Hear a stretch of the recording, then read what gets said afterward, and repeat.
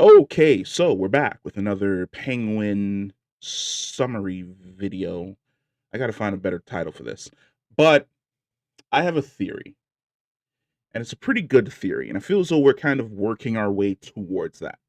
In regards to the character of Vic, he's really Oz's Robin.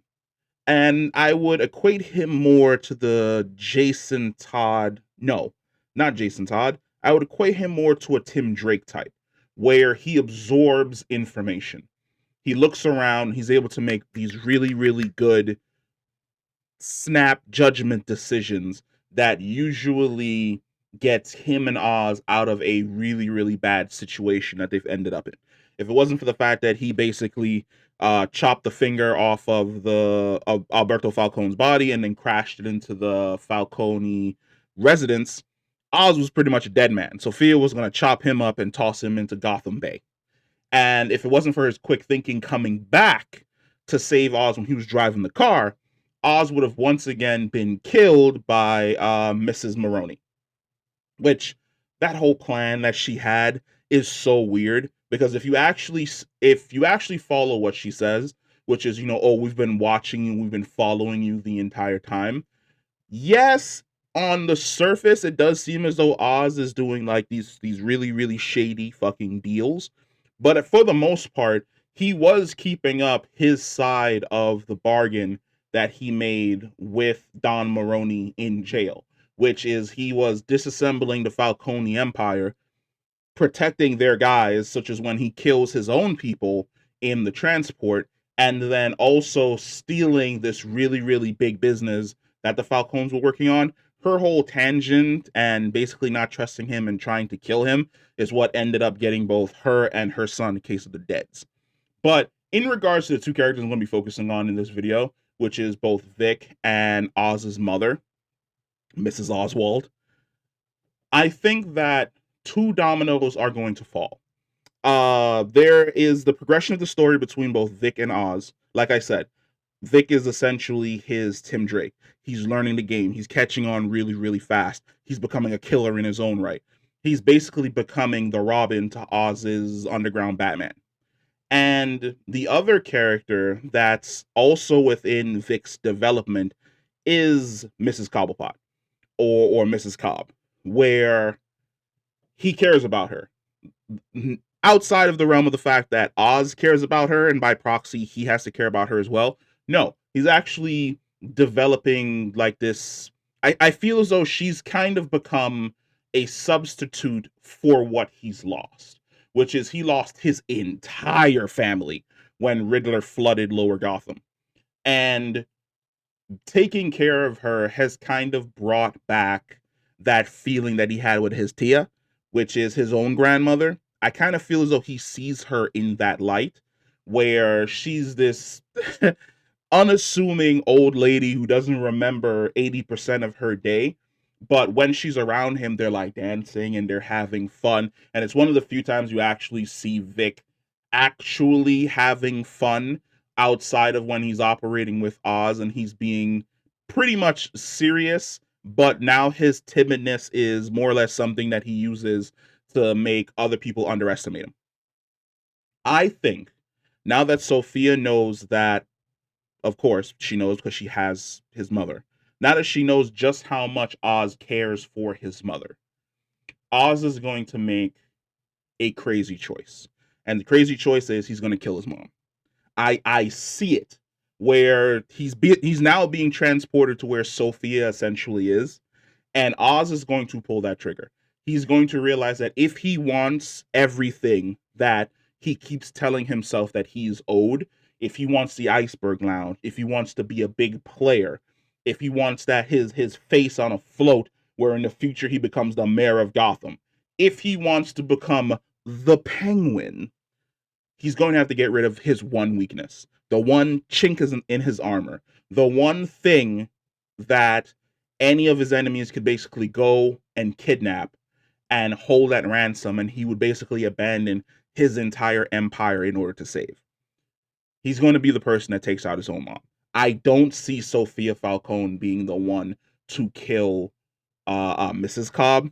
I feel as though there's like this weird connection where Sophia is very empathetic, where she actually has empathy for the people around her, even though I feel as though she's turned off that feeling for a really, really long time.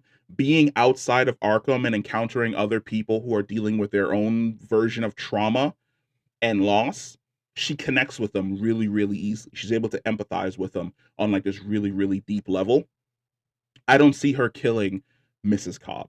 I see Oz somehow getting out of the situation and then coming to the realization that he's gonna have to pop his own mom in order to basically become the new kingpin of Gotham. This is where the second domino falls. The first domino is him taking out his mother. The second domino is Vic. Vic is very on the fence. He chose not to go with his girl because he wanted to chase this dream that Oz essentially is selling him. And I have a feeling that Oz taking out his mom is going to happen within eyesight of Vic, either eyesight or earshot.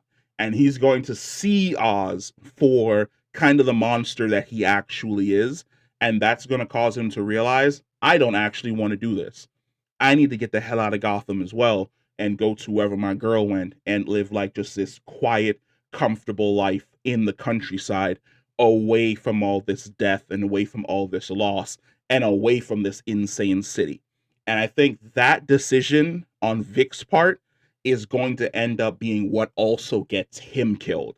I really only see Sophia Falcone and Oz being the only two that make it out of this series, where Sophia's going to go off and she's going to continue building her own little kingdom for herself, and then Oz is going to go off and he's going to build his own kingdom structured with the Iceberg Lounge as its capital.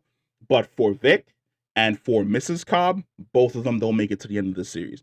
Both of them are going to get popped. Oz is going to take out his mother. Vic is going to see that. He's going to react. He's going to realize, I can't be with this dude. If this is what he's willing to do to the person that he himself has been telling me the entire time that he loves, what is he going to do to me when I step out of line and I become a liability because I know too much? And then he's going to attempt to leave, and then Oz is going to pop him too.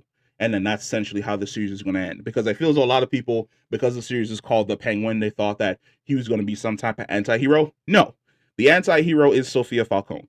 Sophia Falcone is the hero who was thrown into hell and reforged as an anti-hero. Basically, she got thrown into Arkham as Batman and she came out as Spawn. And her journey is her realizing that she doesn't have to be the monster.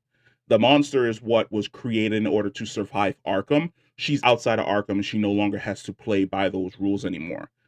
Oz is the villain. He has always been the villain. He does villainous shit throughout the entire series. And I have a feeling that all the people that he's essentially encountered who are not named Sophia Falcone, by the end of this series are most certainly going to be dead. Because there's that part of me that is really hoping that we end up getting a meeting between both Sophia and Selena, being the two daughters of Carmine Falcone, coming to some type of realization about each other. And then I'm really hoping that they adapt the storyline for Selena where she decides to take over just the criminal underworld because she's the daughter of Carmine Falcone, and then that's gonna lead to her butting heads with Sophia. But comment down below. Let me know if I'm let me know if I'm crazy.